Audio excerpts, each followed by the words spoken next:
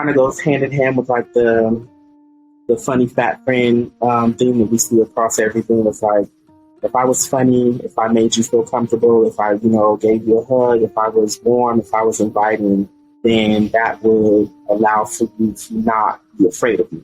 And I kind of felt like, I was having a conversation with one of my best friends. Like, as I've gotten older, it's just kind of made me feel like, have I chosen that because that's what I wanted to be, or did I choose that because I felt like I had to?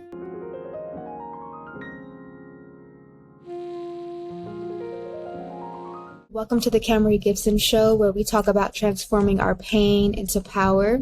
And today I have a special guest with me here today. Her name is Jasmine. Jasmine, would you be kind enough to introduce yourself to the audience for us, please? Hi, everyone. My name is Jasmine Strachan. It's a pleasure to talk with you guys, sing, chat.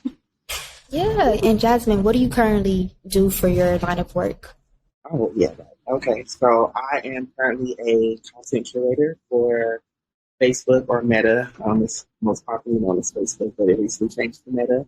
So a large part of what I do is I go find trends, creators, measuring things for their editorial reports, editorial value. So I'm on the internet quite a bit. I'm across platforms, Twitter, TikTok, Reels, Snapchat. I'm always curious to know, what the streets are talking about, what's going on, and, essentially, how it integrates itself into conversations and society and things like that. And how has working on the other side of content creation, exploration, and research, how has that change your perspective when it comes to consuming content? Are you more defensive of what you allow to your algorithm, the analytics, or? I think the one thing that I think kind of sticks out for the most is probably I'm a stickler for inclusivity and representation. So when something comes across the desk or something is trending, I'm always super curious. I keep in mind is this inclusive? Would it affect a particular community? How is it representing a particular community? I don't want to say that I'm necessarily am hypersensitive, but I just think that especially now in today's climate, you have to be mindful of how things translate, and especially since kids have phones now and they're TikToking and they're on Reels and all of these things. It's just super important to me. They're an audio or a song or any particular trend. I'm always hyper aware of how kids will receive that, if that makes sense. Yeah. Oh my gosh, I'm glad you said that. Okay, so earlier this afternoon, I was at a virtual Metaverse 101 workshop, but they were talking about internet law and how there are going to be these laws they have to develop to kind of protect, consumers and stuff from content that's created. So as a content creator, what would you say are some of the things we should be prepared for with content? That is changing. it's just always evolving.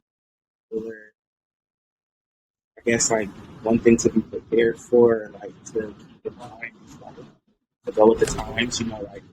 I guess how can I say this? There was a time when YouTube was very popular, long videos with seeing makeup or hair or something that was kind of the standard. Whereas now it's seconds. It's just really quick. So there might we're shifting to a world where there'll be a metaverse and there'll be an AI and this whole thing. And so I guess if you want to stay in that industry, if you're interested in that, just to stay on top of what's happening, keep your ear to the streets, and I guess don't be afraid to shift with the times. I know some people are heavily rooted in long form of video or photography or photos or whatever, but times are changing, so I just would I guess I would just be mindful to just change with it. I guess change is good in that regard. Yeah, no, for sure. As the owner of your own social media page, Jasmine's Cup of Tea or Jasmine Cup of Tea, how are you mindful of your audience by the content that you post on your page? Jasmine's Cup of Tea honestly is rooted in such a broad level of authenticity that it's I guess how I'm mindful of them is like being mindful of self. Like, is really to explain it. Like, yeah, we're all human, having a human experience. So I guess like my attitude with Jasmine's Cup of Tea is like I post what I feel. I post like where I'm at. I post like what's going on with me. And I guess like you don't have to feel it. You don't have to agree with it. You can contest it. Like I think that's kind of what makes Jasmine's Cup of Tea so special. Is like if you disagree with the standpoint or you don't like what I have to say, or like you can always sound off in the comments and we can have a discussion about it because like I think like that is the breeding ground for like learning and unlearning and conversation or whatever the case may be. But a large part of it, I'm not really sure if my users or like my fan base gets that because I feel like a large part of them are just like, yeah, like I agree, but I welcome like contradicting or like like I welcome rebuttals, like I welcome not agreeing with whatever because I feel like I don't want to say I'm argumentative, but like okay, let's have a conversation about it. Like I actually really respect people who like stand their ground about how they feel and like communicate that in a respectful capacity. So yeah, I guess how I'm mindful of them is like just being real about it, like whatever the case may be. Like, I mean, it could be from me being like sad to like us discussing like institutional racism or like this or like police brutality, like whatever it is. Like it's just how I feel, and so I posted and the mindfulness for myself, for my audience, is just authenticity. Yeah. I love that. So, I met you at San Jose State. I believe you're maybe you're a year older than me or above me, upperclassman. But, I've always seen you around campus. You were always involved in like the Christian ministries, I believe, Black Student Union, a whole bunch of stuff. Like, I know you were also a journalism major as well, right?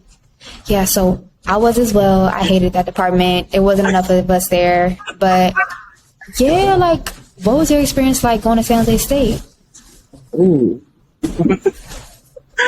I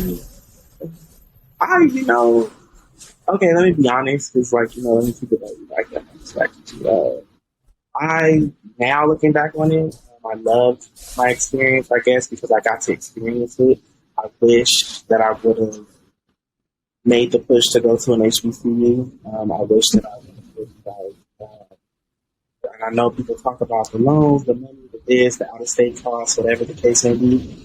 I wish like, there's just not, it's something beautiful about being surrounded around people that look like you all the time. You know what I mean? And so it's like, I think I would have really liked that experience. And I think I would have really been able to like, get something from it, even more so than what I got at San Jose State. But I think my experience from going to a PWI, I mean, it was cool. Like, I think I made the best of it. I wish I would have done more, to be quite honest, even considering all the things that I've done. I wish I would have, tapped into a whole bunch of other things, but, I did what I could, as I could, but I enjoyed it. I think for the most part, like, I made it the best I could. And as far as, like, my major was concerned, I feel like I got real time experience, if that makes like if that I knew that I wanted to go into journalism or I wanted to do broadcast, and I think experiencing everything from our department kind of gave me a taste of the things that I like, and it was experiencing like being on the Spartan Daily or like writing or whatever. Like, I am not someone who can do hard news. Like, my spirit just cannot handle like talking to a mother or a parent or a father or someone that they just lost somebody or something just happened or this building just burned down. Like, that's where I learned that I could not, like, that just wasn't going to be something that was in alignment with me. And so, like, I was like, okay, cool. Like, I'm glad that I know that. Like, I that's where I learned, because I eventually ended up becoming an opinion editor on the paper after I was a writer. And that's where I really learned, like, oh yeah, I do have a lot of opinions. Like, I do like having really good conversations with people. Like, I do like, having these challenging battles about whatever, any given topic. And so it was there where I kind of really was able to like, oh, this is what I like doing. Like, I like talking about these things. I like writing about these things. this is like what is comfortable for me. This is where I feel good. So, I mean, in some ways it was like really great because I was able to take things from it. And in other ways it was like, oh, I kind of wish that I would have had a bit more, you know?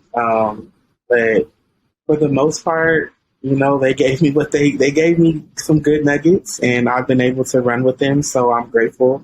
Yeah.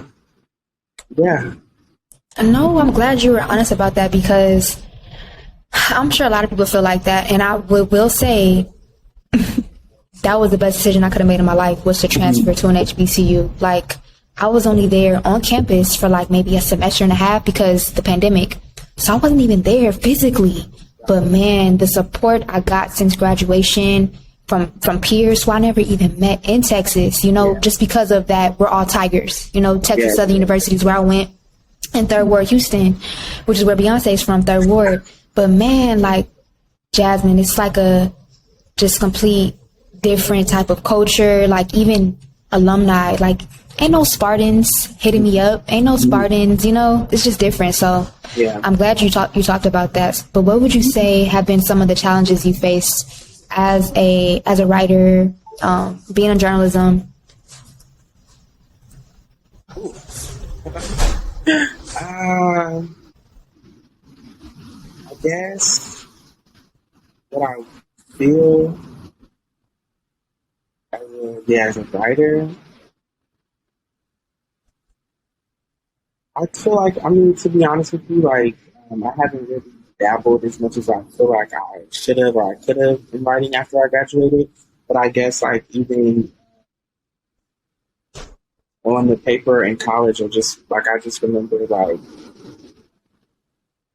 Black issues, things that are interesting to, you know, the Black community, like, you know, stuff that is important to us. Not that, and not by any means, like, you know, I was always able to write about what I wanted to write about, which I love. And so I like, sometimes I just randomly read my clips from the paper and I'm like, wow, like I really talked about this, I really talked about that. But I guess just like coverage, like authentic coverage of like our community, things that are like interesting. Like, and I think to go a bit deeper, stuff that is just like, I feel like should be like known across communities and across, you know, like whoever, was like always very much like a shock to certain people. Like, it's just like, oh my goodness, I can't believe it, you know, this is that. Or like, I always remember the pieces I would write would always seem like so revolutionary. But it was kind of like conversations I would have with you, or I could have with anybody. I could have with my mom or my dad or my brothers. Like, they were conversations that I had in my community all of the time. But when I would bring it to, you know, other rooms, it was like, oh my gosh, this is like so, you know, like it's just so innovative. And that used to always be really interesting to me. And I guess to give an example, one of my favorite pieces that I've ever written was "Hip Hop is not a justification for using the N-word." Just kind of like it's a thing for me because I love hip hop, I love rap, and like I'm really big on using my platform, especially like if I'm in a room with full of people who I know don't look like me. Like, it's like this, let me use this platform to educate and raise awareness as to why this is an issue. So even things like that. And I remember getting questions like, oh, so what do you think about someone saying it in the shower? What do you think about this? Like, I think it's wrong. I think if you're not Black, you should not say it. Like, I don't there's not ever a time there should be an excuse or whatever. And I get it. Like, you know, a large part of it is rooted in not being educated. You know what I mean? Like, not truly understanding why. But I think like things like that are just always so fascinating to me because it's like, how could you not get it? I remember I wrote a piece about how name privilege exists. And that's something that my mom had shared with me like a long time ago where, you know, my mom has 5 kids and all of our names are, you know, quote unquote regular. And that's something that she took into consideration giving birth to Black children, you know? So it was like, she knew that if we had a particular, and I'm not saying that it's okay, but, you know, her coming from that and understanding how the world would treat us if we had a different type of name, she was always like, you know, very adamant about giving us something that would, you know, wouldn't speak for us before we walked into the room. And so I knew that at 12, you know, here we are at whatever age I'm writing on the paper. And it's like, okay, I have to give a pitch to, write this article, and everyone's like, oh my God, like this is crazy, this is that, when it's like, Is it though? Like you guys really like is it it's not as nuanced as you guys like it's facts. It's like what people deal with and it happens in black communities, it happens in Asian community, it happens in any community of color. Like if your name isn't, digestible, then there are certain things that you have to deal with. And so I guess like that would be the one thing. It's like I kind of felt like people weren't as open-minded as I feel like they should have been in higher education. Like I guess it just didn't make sense to me. And maybe it's because I'm a black woman and I come from black people and I come from a black family. So there are conversations and things that I had before I got to school. But yeah, like the name privilege thing, the questions about saying the N-word, things like that, like it just kind of felt like, and I think that was like 2018 at the time. Like, how do you guys not know that this exists? Like, how do you guys not know that this is real? So, yeah, that would probably be my biggest thing. Like, it was kind of like a shock of like, oh, you guys really don't get it. Like, you guys are really living in a whole different world than I am, and that is interesting. I'm sure it's like frustrating. I know for me, it's definitely frustrating. It's like, why do I have to? And I think it's bigger than frustrating. It's actually detrimental, and it's what ends up permitting people to cause harm to black people. For being honest, the lack of understanding, the lack of awareness, that lack of getting locked out of opportunities just because my name is Deja or Daquana. Like, it's not right, Like it's. So I totally agree with you. And even me being multi-ethnic, having other family members who choose to use the N-word, it was so hard for me to articulate, because they were also people of color, but just trying to articulate what made it so anti-black for them to use a word that was meant to oppress us. And I think when people say, oh, well, y'all use it. Okay, well, that also shows you even more why you shouldn't use it, because the fact that people are using the same oppressive language that was used to oppress them should say something about it. Why would you even want to partake in something like that? And I think people who defend and argue to say it, we should be questioning them. And like, why do you want to say nigga so bad? What is it about you? Like, why are you trying to argue with another black person? You're not even black. Why are you arguing with me, a black person who actually has that experience? So I think that always pisses me off, if I'm being honest. But as a black woman, as a obvious black woman, you're not racially ambiguous like me. People see you as black. How has that experience been like for you in America, in LA? Oh, gosh. Yeah, great question.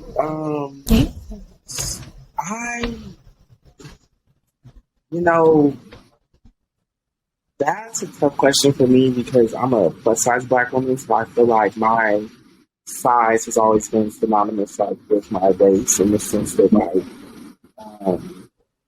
I feel like a large part of my identity. Wow, this is a good question because I've actually been working to unlearn this in the past year or two. Is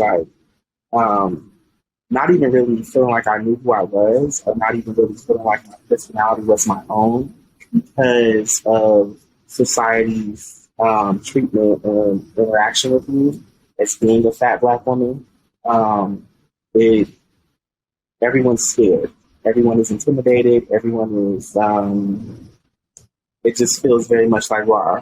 And it's just like I have found my entire identity since I was a child has been rooted in making myself feel small, or making myself smaller, or making myself more likable, more digestible for other people. And so that means not being as loud, or making sure that I'm super duper nice and I'm super duper kind, and kind of disarming that fear in everyone else that they have with me. And it's I work overtime, so it's kind of goes hand in hand with the funny fat friend thing that we see across everything. It's if I was funny, if I made you feel comfortable, if I gave you a hug, if I was warm, if I was inviting, then that would allow for you to not be afraid of me. And I kind of felt like, I was having a conversation with one of my best friends, like, as I've gotten older, it's just kind of made me feel like, have I chosen that because that's what I wanted to be, or did I choose that because I felt like I had to? And I don't really know, if I can be quite honest with you. I'm not really even 100% sure what the answer to that question is, but when it comes down to it, like, I've always felt like I've had to work overtime to make people feel more comfortable with me because of my blackness and because of my size. And it's just, I don't know, it's just always played a part in everything. Like, it's just in making friends and dealing with guys or whatever, like jobs, people, however you want to. It's like, oh, well, let me go ahead and be this sweet, docile, cute, like, let me be as small as I can be. Let me not take up too much room. Let me not be as loud. Let me not be as opinionated. Let me not do this, because I have always been infatuated with disarming that fear so that people would like me.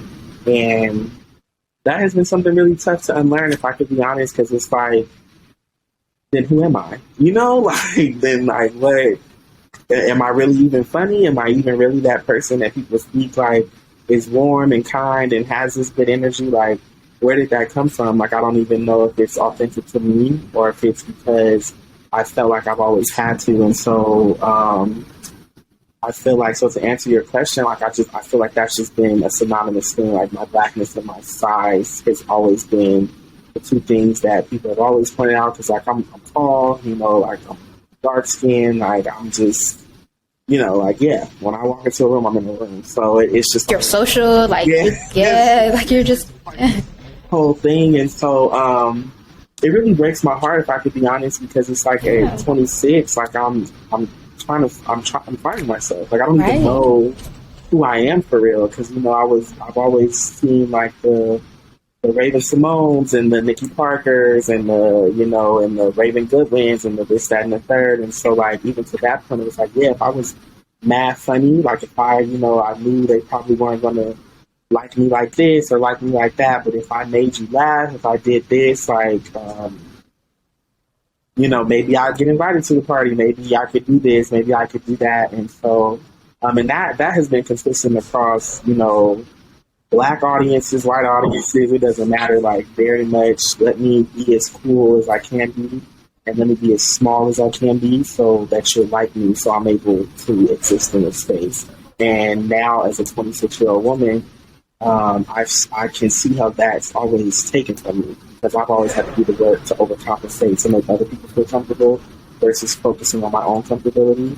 And so that's where we are now, is working on making sure that I acknowledge my comfortability, and I acknowledge how I'm feeling, and I acknowledge, like, do I even like you? You know what I'm saying? Like, as opposed to like everybody else, like, like, how am I feeling for real? So, and that's hard because, exactly everything I just explained has made me like a people pleaser. So it's like, I'm so infatuated with trying to make everyone okay and like happy and this, that, and the third. But it's like, what about your happiness? How are you feeling today? Like, we even want to do this, like, is this okay for you? So that has been like a huge thing, or a huge shift for sure, issue. It's just like, okay, like, I'm not going to be the comedian or be this, whatever, so that you guys feel like, oh, well, she's just such a good time. Like, I'm going to be myself, and whatever that is today, that's just what it is today. Oh my gosh, Jasmine, thank you for being so real, man. We need that, because that's some real ass shit. You're not the only plus size, the only dark skinned Black woman that is going through that, has been through that, has taken themselves out of this world because of stuff like that. If we're being honest, like, that stuff can really take people out mentally, for real, spiritually, like. And I'm saying, even though you may not know who Jasmine is fully yet at the core, just by you telling me that, it shows that Jasmine is a woman who has that double consciousness. You are very self-aware. You are very aware of your surroundings. And not everybody's like that. It's people who are just going to be, they're going to play the loud stereotype. They're going to be and not even be aware of, like, how people are. But you're very, even you being a creator and being a writer, like, you're very, cognizant of the world that you live in. And that says a lot about who Jasmine really is. You might be ahead of a lot of people, advanced, if we're being honest, for real. And then I say that for myself included, I felt like me being, because think about it, we aren't just our bodies. No. Our bodies are how people outside of us respond to us, how we look on the outside. But once we talk and have that connection, that exchange, we really get to feel who that person is, you know? Because when you describe those things, that's not how I see you. Like, I don't see you like that at all, you know? That's just the flesh. That's just the physical. That's not forever, you know? But even for myself, you saying that, it made me think about myself, like, damn, even today, like, I make myself smaller. I don't try not to, especially women, I try not to do too much because I'm aware of my complexion. I'm aware of my hair texture. I'm aware of my everything. I'm aware of all these things, and I don't want to seem like I'm the conceited person, or I feel like I'm better than people. But even at the same time, you are a smart woman. You are accomplished, Kamerie. Why are you dimming your light? If you know you're not this entitled, light-skinned, biracial girl, why do other things to take away the true qualities of who Kamerie is? You know, if you know that's not who you are, that's not who you are. And if that is who I am, then that's a different thing. But why am I even, you know, shutting myself down for people who don't even care to get to know you? You know, if they care, they'll get to know you. But anyways, I just wanted to share that with you. Like, I completely get that in a different sense, you know? But I've seen you post stuff on your Instagram about dating and just guys just not holding the end of the bargain, right? So how has that been like for you, dating men, not knowing who you are fully, you know? Dating. That's the question. Dating. Wow, you want me to get into it, bro? No, I'm not even gonna hold you, like, because I had such like a tough experience growing up, like with my body and like how I was perceived and this, that, and the third. Like, I never really did any of the dating, talking to guys thing in like high school or college or nothing. Like, if I could just keep it 100 stacks, like I just didn't feel like I was pretty enough to do it. You know what I mean? Like, that just wasn't the attention that I got from guys. It's funny you bring this up because that feeling is what kind of birthed.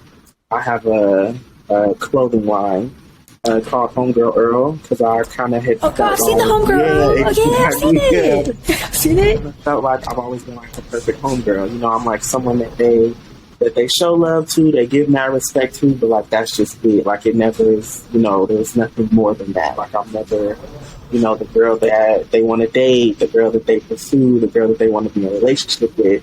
And so it's just been really fascinating. If I can be honest, I didn't really start dating or really interacting with men seriously until like 23.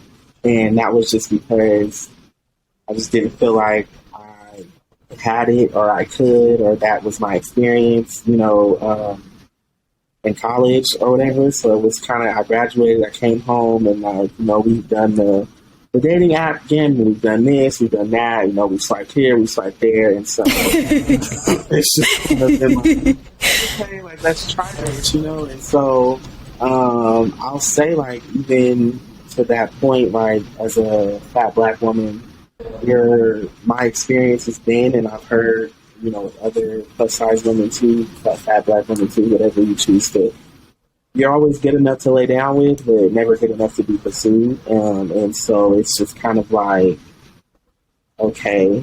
And it's tough because, like, what do you do with that? You know, how do you navigate? And I think like that's a pretty consistent feeling too, like whether you're big, small, tall, whatever. But I know in the plus size community, when it comes to dating, it is very much like, you know, I like you, but I like you, you know, in here, inside, behind closed doors, behind this, behind that. And so it's kind of whack, if I could be honest, because like, especially too, when you like are coming to like know yourself and know your worth and know what it is that you bring to the table. And this was not, you know, to be cocky by any means, but when you know the type of love that you give, you know the type of support that you give, you know the type of woman that you are, it's kind of like, why would you accept anything less than, you know what I'm saying? And so it's like, it makes it hard. You know, they say knowing your worth is boring, but yeah, it is kind of like a, it's kind of like a weird place to be in because as much as like I'm a lover girl for real, you know what I mean? Like that's my nature. I love to love. I honestly feel like that's my purpose here on earth is like to love and to be so loudly. And so I want nothing more than to shower anybody in love. You know what I mean? But then there's a thing of making sure that it's reciprocated. There's a thing of making sure that there's respect there. There's a thing of like, you know, it just being like fulfilling for both parties. And, you know, one thing I tell myself, I tell my friends, I tell my brothers, like, we both have to eat at this table. And if we're not both, you know, feeling fed at this table, we got to get up, you know? So I guess that's kind of like how I've been navigating the dating thing is like, yeah, you know, everybody wants someone that they can come home to and like have that and share those experiences with, but I'm also not going to compromise myself or dishonor myself for that. And it's taken a lot of, you know, I have to kiss a couple frogs to get to that point, but you know what I mean? Like once you get there, it's like, okay, like, yeah, I'd rather wait to cultivate something for real. I'd rather wait to, you know, actually find someone to kick the realest thing we could together. And the thing is, it's not to say you want. Everyone's gonna do your fairy tale, or everyone's gonna make it to relationship land with everybody, but you know, respect is respect, and there's just a lack of that, especially if you don't fit society's standard of beauty. So it's hard, but yeah, I guess like what it's looked like, it's been a lot of trial and error, a lot of tears. A lot of you know, like, I mean, just to keep it real, like, yeah, it's a lot because, you know, you're still human. You know what I mean? Like, that's how I feel. It's across the board. Like, you know, you don't, even though you know, like, I tell my friends all the time, I'm not stupid. Like, I understand whatever it is, but my heart doesn't know the difference. You know what I'm saying? So a large part of the grief is rooted in the fact that my heart has to, you know, kind of come to grips with the fact that that's not what that was, or he didn't care like that, or this just wasn't what it is. And so, yeah, when you know better, you have to do better. So that's just kind of, yeah. And man, you being transparent, Jasmine, is really like showing that women, no matter what, we all kind of go through that same type of, it's different, and it happens to some more than others, but we all kind of go through that, like, damn, like you said, heart doesn't know the difference. Like, man, like, I wanted to kind of stay on the fat black woman, because I'm like, you saying that is very forthright of you to say. So what makes you so comfortable saying that? Like, is that a phrase that people say nowadays, or are you reclaiming the insult? Or I don't think there's anything wrong. I'm not even going to say I don't think there's nothing wrong with being fat. There's nothing wrong. Like, I know, because that's been my experience. It has been an insult, a slur, whatever you want to call it. Like, it's been a big women, big whoever, like, you know. It's life. You know what I'm saying? Like, some of us just aren't going to be, it just, that's just not what it is. That's not genetic makeup. That's not how God built me, you know? So it's like, I guess, yeah, to your point of like reclaiming that, like releasing the stronghold of the derogatory part of it, is just to acknowledge, like, yeah, like, I am fat. Like, I am a black woman. Like, I am this, I am that.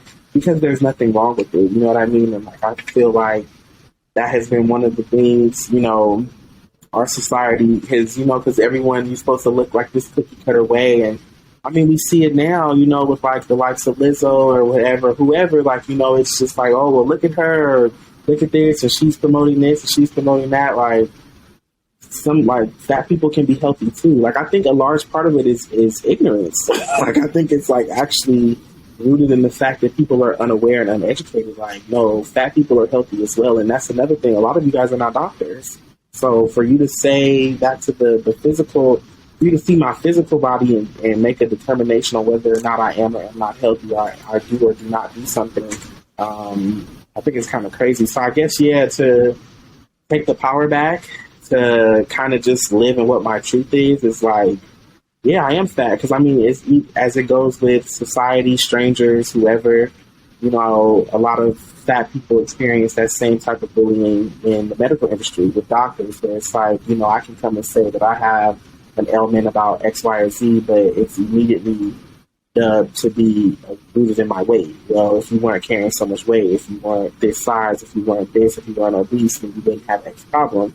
And so it just kind of erases our humanity. You know what I mean? And so I guess for me, I just am kind of like, I'm telling you what it is. Like, this is what it is. This is how I come. This is my body. This is what it's going to be. So, like, you know, I work out. I try to eat right. Like, you know what I mean? It just doesn't. It's just a part of who I am, and it's not bad. So I think a large part of me saying that, and I've had to get to that point because I remember growing up, I used to cry, you know, because kids used to call me, you know, this, that, fat this, fat that, and it's like, yeah, I used to come home and cry, or like write in my journal about how hurtful that was, or like how like it used to really be such a dig at me, but I mean, it's a fact, and there's nothing wrong with it. You know what I mean? So it's like, yeah, I tell anybody, like, you know, I am fat. You know, like, what else is going on? Like, what else is happening? You know, Yeah. that's my hope for little, you know, young girls now too, because I'm sure people are still throwing the same type of things out at school and things like that, and it's like, okay, and you know, like, I don't know. I guess it's more so rooted in taking that power back because it's just what it is. It's just life, you know? Yeah. No, for real. And I wanted to tie this into sisterhood a little bit because recently I saw a post today and it was like a video of like three, they were really like big, obese looking like black women. They were obviously very, very big and they were walking in heels or something. And then it was a reel though. And it was a smaller black woman who was commenting on it. She was like, I don't know why people are promoting obesity or something, right? And she was kind of talking about how you were saying she was playing a doctor. They're not healthy. They're not all these things. But in my opinion, people who say, oh, they don't care about their health, they don't really give a fuck about their health either. Like, let's be real. Do they really give a fuck? I feel like it's, and I think it's a real thing though, Jasmine. The disgust, the fear people, and I say big women. Specifically, because big black men is different. You got the Rick Rosses, they still boss niggas, right? But the women part, and I think when I saw that video, it made me think about all of my sisters who are big. My grandmother who raised me was fat, black. She was like, I'm fat. You know, I loved her. You know, I loved every piece of fat on her body, you know? But it just made me feel like, as sisters, how are we perpetuating that pain that our sisters are saying they're experiencing? You know, as far as being being big, not getting love from our brothers. How have other black women played a role in that you see? And what can we do differently to uplift each other? I think you kind of already touched on it. It's rooted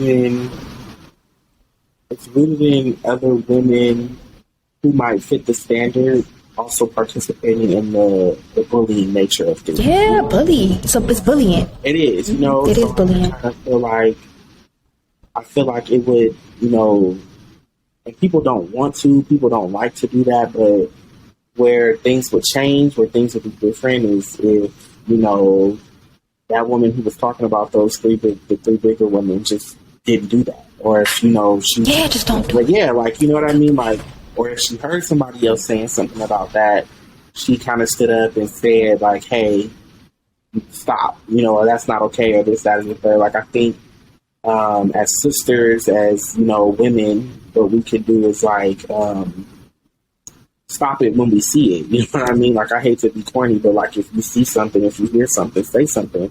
Seriously. So if you know, you hear your homeboy or your cousin or whoever talking about somebody and you know one of your homegirls happens to be a plus-size woman, then that is a moment of education, like I like to call it. That's a moment where you should educate your friend and tell him, like, the way you think about that, it's stereotypical, or it's wrong, or it's offensive, or it's this. And it's hard to stand up against the people that you love sometimes, and it's hard to, especially in your personal spaces, to feel like, okay, I'm about to, check my friend about something that they're not saying is right. But to me, those are the best spaces to have those conversations because, like, you love your friend. You feel me? Like it should be a place of like acceptance and love and like genuine education. I'm not here to check you to reprimand you. I'm here to educate you about why what you're saying is offensive and how it could be offensive to other people. And so I guess like that would be, my recommendation to all people. I mean, I try to do the same thing. Like if I'm saying something or, I hear one of my friends saying something like, what makes you think like that? You know what I mean? Like, why do you What makes you think? Mm-hmm. Yeah, like, what made you say that? What made you feel that? Like, let's have a conversation about why that's not okay or why it's wrong so that we can hope to change your perspective or your narrative on something.